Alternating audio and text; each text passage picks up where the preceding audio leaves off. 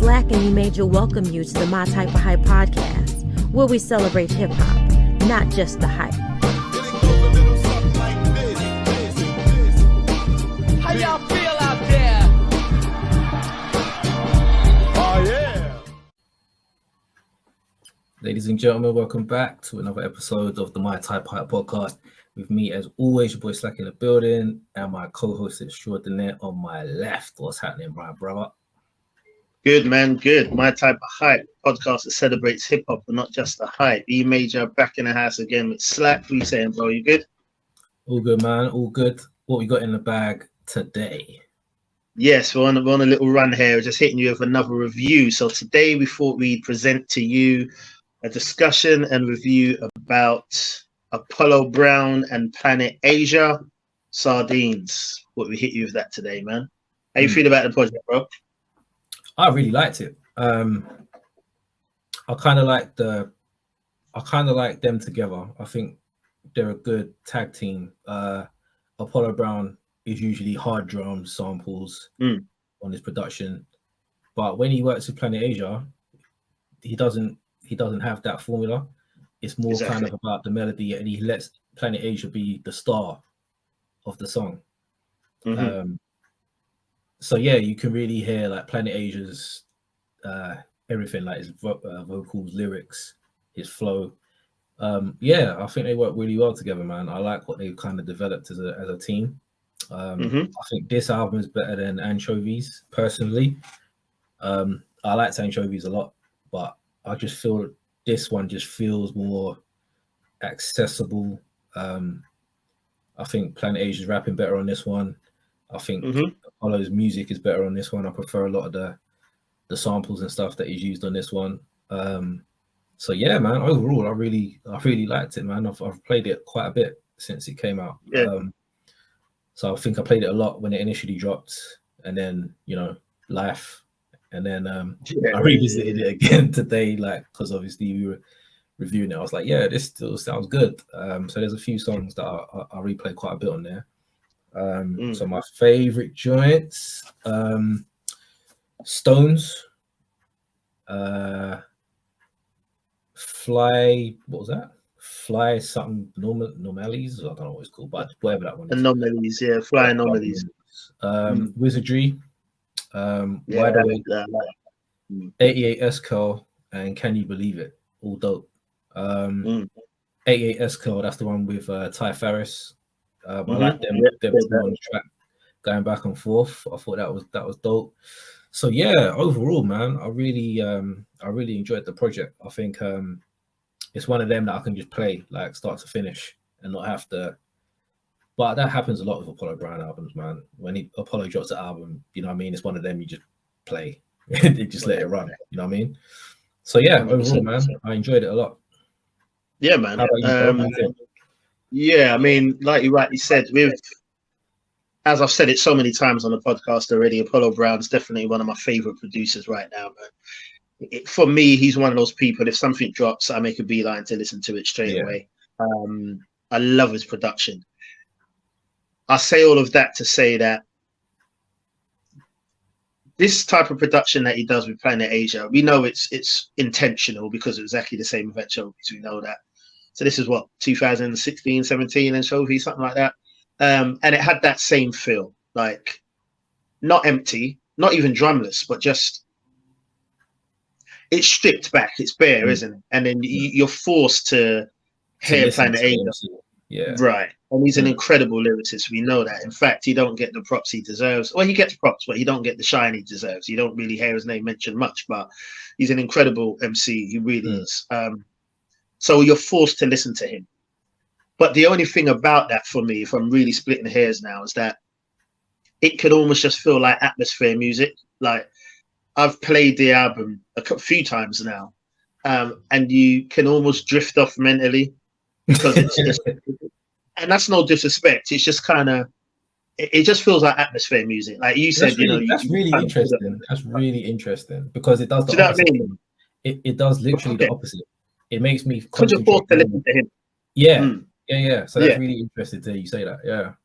Yeah, definitely. Because I mean, and like I said, I don't say it in a disrespectful way. You are forced to listen to him, But sometimes I feel that a couple times I felt I had to pull myself back in, and I even rewinded. You know what I mean? Pulled back a couple tracks because I missed what he said because it weren't captivating me that much. Right. Not disrespectful, but it just was what he was doing. Whereas usually with Apollo Brown, it's the other way around. Like his usual style of production, even if an MC for me ain't that good or don't stand out to me, it's captivating because of the production as well. True. Like, remember the Stally album that we did? I was just thinking that. So I wouldn't say I don't like Stally, but I wouldn't really. I don't think about it. It's not a diss to him at all, but it's just he's not an MC that I'd like clamor to go and listen to. Do you know what I mean? Right. But when he dropped that album, that was quite a surprise. But I think we said, like at the time when we reviewed it, that if it wasn't Apollo Brown, would we really care that much? Yeah. But because Apollo Brown did the beats, it lifted the album to better than what it would have been. Yeah. And I found that a lot, and that was probably down to I mean, Stanley can rap. There's not taking anything away from that, but I spun it a lot more on behalf of the production. So, and this is where I probably am different to a lot of people, because I've clashed with people in the past about this. In an ideal world, lyrics and production needs to be on par. In an ideal world, that's what you want. But gun to head, if I had to choose one, then I'll take the production. You know what I mean? And that makes me sound shallow, like I don't care about lyrics. I'm a very lyrical guy and I love lyrics, but it's music at the end of the day, not poetry. So if I have to choose, then I'm going to choose production if I have to choose. So I guess that's what would tip it if we're looking at those two albums. But yeah, I thought this was hard. I still like the production, but it's not how I prefer Apollo to produce. But it's perfect for someone like Planet Asia. Do you know what I mean? He killed it. Yeah, it's a solid project. Like you, I prefer it to Anchovies. Favorites for me, I do like the track with Ty. That's a hard track. I also like. I'm just looking at it again. Peas and Onions. Those too. Yeah, there was another track. I'm trying to actually remember that. Wizardry was probably one of my favorites. I love that as well. Yeah. So there's definitely repeaters on there. There's definitely tracks you want to go back to. But on a whole, I feel like if there's a lot of good music that's out around that time, around now, because this is only like a week old, I'm going to find myself forgetting to go back to it. Do you know what I'm saying? But if I'm looking at the project for what it is, to look at ratings, I would go 3.5. I would say it's a dope project because it is. It's not average. It's not just good, but it's not excellent for me. It's not a repeater for you. Yeah, that's fair. Exactly. Yeah, cool. For me, I'd have to go for I'd have to go like a 4. I can't really fault anything about it personally. Lyrically, it's Planet Asia, so you get some cocky shit, some really nice bars, and just that confidence that he spits with that I really like listening to. And then I just like what Apollo did with the production, because he's guilty sometimes of people saying that his production could get too samey. So so the fact that this was different, a lot of the drums were taken out, so you're focusing more on the sample and the MC. I thought that was really good. And like I said at the beginning, they've kind of fallen into this kind of pocket that they do when they're together.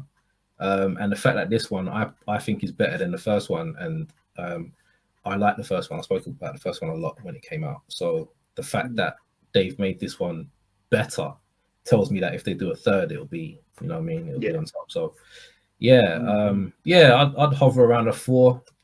For me, I'd say that it was a really good album, and I listened to it a lot. So for me, replay value is really important. I could listen to an album once and think, yeah, that's good, but then if I never want to hear it again, then is it really good? So for me, my bench is always like, do I want to hear it more than once? And this one definitely. So yeah, I'd have to say that it's going to be around a 4. So Apollo Brown, well done. As always, I don't think he's ever dropped an album that I haven't enjoyed in some kind of way. Exactly. Which is insane when you think about it. And I like the fact that he does albums with one person, apart from his Happy Heroes. So yeah, 4 bar. 4. And he caters his style as well. Like yes, he's got like, I feel an Apollo Brown beat, but I feel like they never feel like they're a bunch of beats that maybe they are, but they never feel like they're just a bunch of I beats think that he makes makes to an those artist. beats for the artist. That's why I think he does. Feel, Yeah. and I That's love why. that. That's why I think his albums are so kind of good, because I think he specifically makes those beats for that particular rapper. So that cohesion is important between rapper and producer. So yeah, man. So yeah, big up to Apollo, big up to Planet Asia, man. I liked it. Always, yeah, man.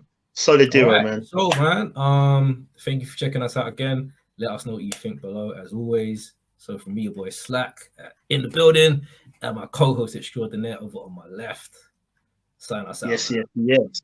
Thank you once again for tapping in. As always, we'll be with you again next week. Hit you with some more topics there as well. So check it out. Sardines, Planet Asia, and Apollo Brown. Until next week, keep it hype. Stay blessed. Peace.